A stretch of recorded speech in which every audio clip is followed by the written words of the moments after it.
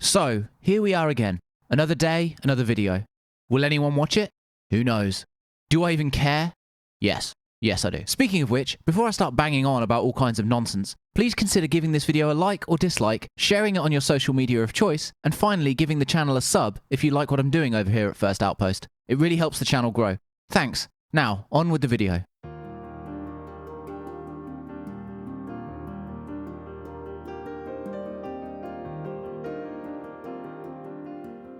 I was a big fan of Octopath Traveler. While it undoubtedly wasn't a perfect game, suffering from many of the same problems as games of similar ilk seen in recent years like Bravely Default, namely a somewhat generic overarching narrative and a bit too much dialogue throughout, it nevertheless remains a fantastic newer addition to the JRPG genre. Filled with great characters, engaging systems, and an art style that's not only an amazing blend of new and old school techniques, but is also one of my favourites of the last decade. All in all, I sunk over 150 hours into Square's timed Switch exclusive when it dropped in 2018, and with a recent release on Game Pass, after its appearance on Steam in June of 2019, I can see myself once again taking the plunge and spending another 100+ hours in its world sometime soon. So imagine my elation when a few months back, Square Enix dropped a surprise trailer during a Nintendo Direct for a game from the same producer, Tomoyo Asano, that shared the same art style and had an even more ridiculous working title. Enter Project Triangle Strategy, a turn-based tactics JRPG set for release in 2022, exclusively on Nintendo Switch.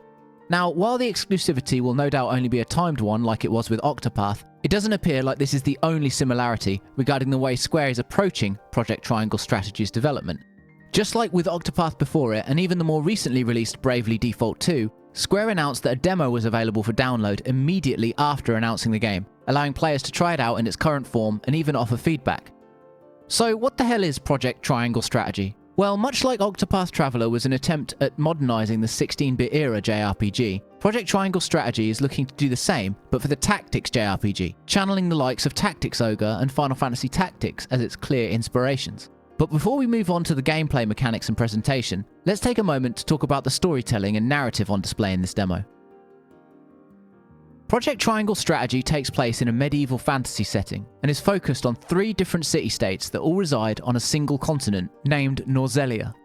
The Kingdom of Glenbrook to the southwest, deemed invaluable for its trade, the Duchy of Acefrost to the north, famed for its veins of iron, and the desert state of Hyzanti to the east, which houses within it the continent's only salt lake deposit.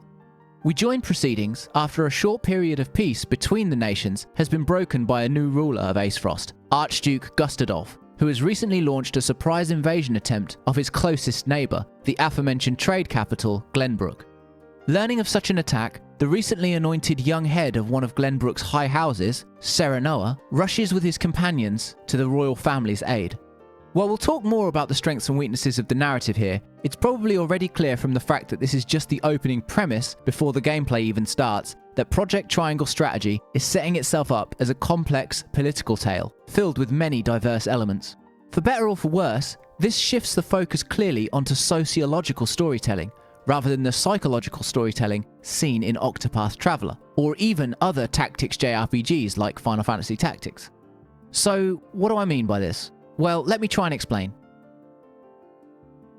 For the uninitiated, sociological storytelling generally focuses on a system and then considers how that system affects those housed within it. That's not to say that characters are not developed or important in this type of story, far from it, but the point of the story is to say something about, dissect or comment on a particular system and its effects, be it political, societal or industrial. Psychological storytelling, on the other hand, is the story of an individual or group of individuals and how the events they experience reflect and change their own personal outlook, position, situation, or mentality. They may be affected by overarching systems that exist in their world, but the individual or individuals are the focus. They are the center of the story. While these are very broad ways of identifying the method of storytelling in entertainment media, and really only allow for surface-level comparison regarding narrative focus, such observations allow us to see a clear switch between the two games.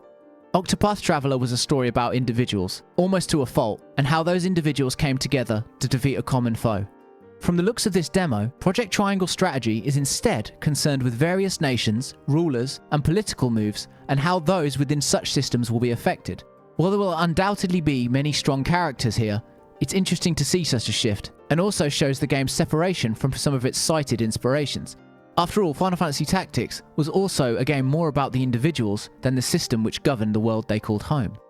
However, while much of this can already be discerned by playing through this work-in-progress demo, it's impossible to fully evaluate and also difficult to become fully immersed in all of this for one simple reason, and it's a reason that, for better or for worse, was an intentional choice by the developer. When you first start up the demo for Project Triangle Strategy, you are presented with a text box that reads, "Thank you for your download. This is a pre-release version comprising chapters excerpted from the middle of the game. As you'll be joining the story in progress, you may find it difficult to fully grasp the events happening around you. However, we encourage you to enjoy the atmosphere of the game world." Now, it goes on to say some other stuff about the gameplay and battles that I'll come back to in a bit, but for now, let's just consider that opening. It's basically saying, "We hope you enjoy the demo, don't worry if you have no idea what's going on." Now, to Square and the developer's credit, this is a complete admission that you as the player will probably be lost when trying to understand the intricacies of the story whilst playing this demo. Now, while this normally wouldn't be too much of a problem, it soon becomes apparent that this may not have been the best idea once you start playing Project Triangle Strategy.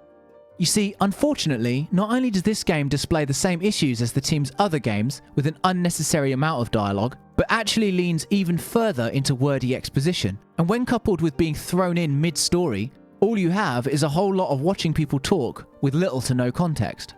Seriously, upon starting the demo, if you listen to every line being delivered by the voice actors, as I'm sure was the intent, there is over 15 minutes of talking about stuff the player has only loosely been introduced to before there is any gameplay at all. Then, when you're given control, if you choose the side story on offer to you from the overworld map, which I'm sure many will do, you are shown another scene of people talking for about 4 to 5 minutes. Again, about elements of the story that you won't fully understand. After watching this and then selecting the main story mission to play, there was, you guessed it, another scene to watch. All in all, it was about 30 minutes before I actually took control and started playing anything beyond selecting icons on the map.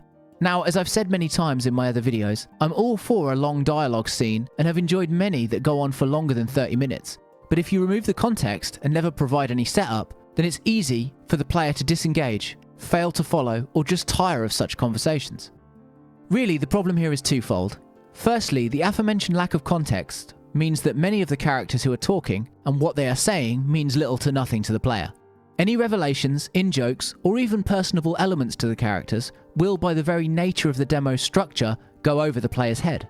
But all of this only compounds the second problem, the copious amounts of relatively unnecessary dialogue.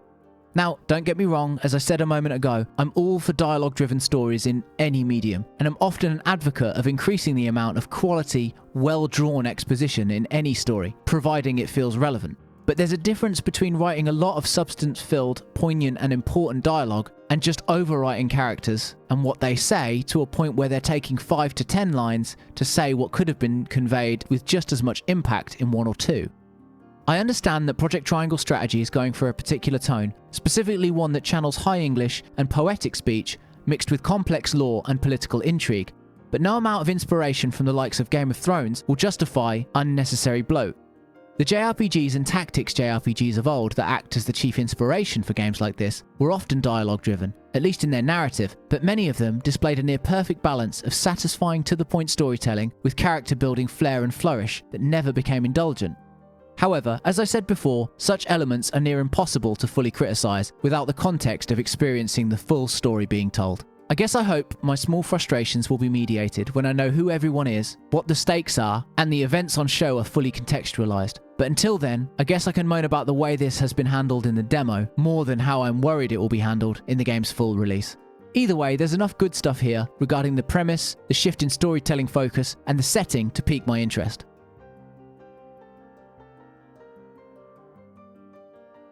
Before we wrap this section up, there's one more element we should talk about.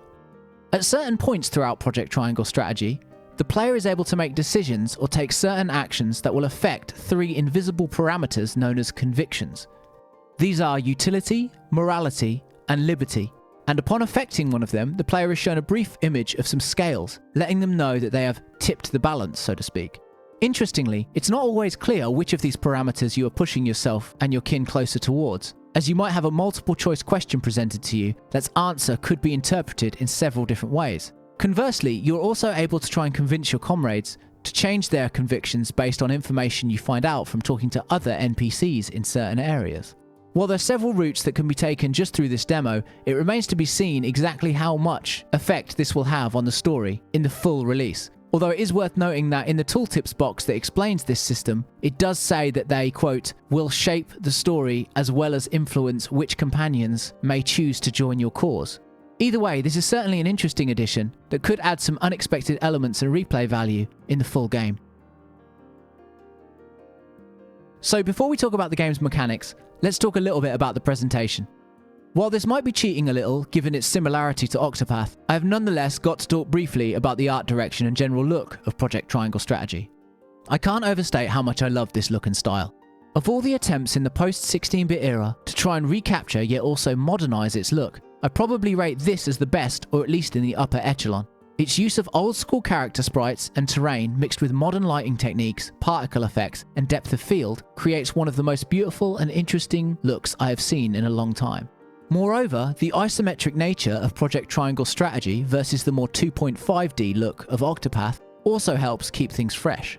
While it could be said that the two games look a little too similar, which could hurt Project Triangle's efforts to establish its own visual identity, I personally don't mind the similarity, with enough new assets and slight changes to the lighting and filtering, along with the aforementioned differences in camera placement, doing just enough to set it apart.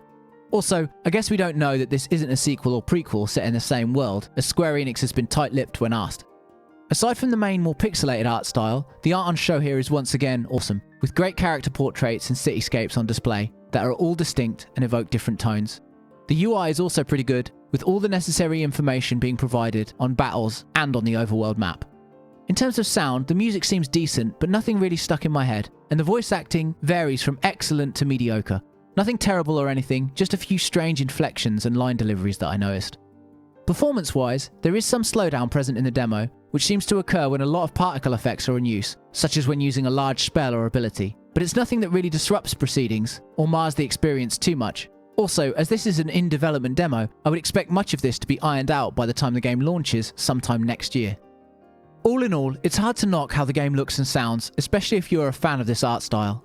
While it's not too much of an evolution from what was on display in Octopath Traveler, for my money, it didn't really need to be, as that look has far from worn out its welcome for me, even after well over 100 hours of play.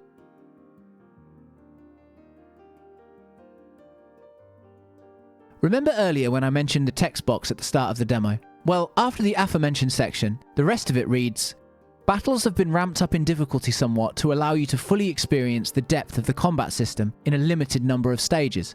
Experiment with different strategies to triumph over your foes. We hope you enjoy the game." This passage is once again telling of the content on offer here. They are not kidding when they say you will need to experiment and approach these battles with a variety of strategies to be victorious. But when it comes to gameplay design philosophies and general progression systems, this is where Project Triangle Strategy really shines brightest.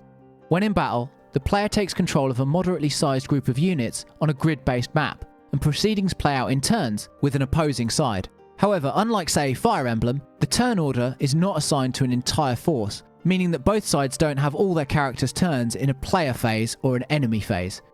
Instead, the stats of the individual character govern the order in which they act. Units are diverse and interesting, with very definitive strengths and weaknesses, which makes for a fun and intricate challenge. And I use the word challenge very intentionally, because this game is pretty tough, and I can imagine it would be even worse if you're new to the genre. Even as a relative veteran of these types of games, I still failed on my first attempt at the initial battle, and had to really slow down and learn my unit's strengths and weaknesses on my second attempt, which I actually ended up winning with no casualties and barely any damage taken. This was because the game incentivized experimentation and planning through brilliant design. For example, the mage unit, Kuritin, who primarily uses ice magic, has a move called Wall of Ice, which will provide a 3-tile barrier, blocking movement and enemy attacks, and also allowing for enemies to be funneled in particular directions. In my first attempt, I barely used this, and just tried to gang up on enemies one at a time. This was a mistake, as you are outnumbered and also only provided a single white mage, making healing a slower and more difficult affair. Moreover, even the standard enemy units are clever, strong, and blessed with a large health pool, meaning finding their weaknesses or gaining the advantage is a must if you want to succeed. Needless to say, I failed to take these elements into account on my first attempt, and was royally punished for it. On top of this, other systems such as the units being given an extra attack when an enemy is surrounded and engaged, back and side attacks yielding more damage, or the use of terrain to gain or remove the advantage when in combat, all culminate to form an impressive layered experience. Such praise only continues as the battles go on, and I can already see how these elements of the game will undoubtedly be its strongest assets.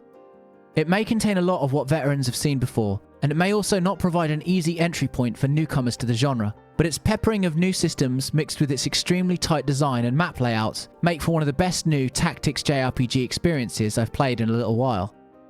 Outside of battle, your time will be spent either exploring a particular location and talking to its inhabitants, hanging out at the campsite you can set up to restock and interact with your party, or selecting missions from an overworld map.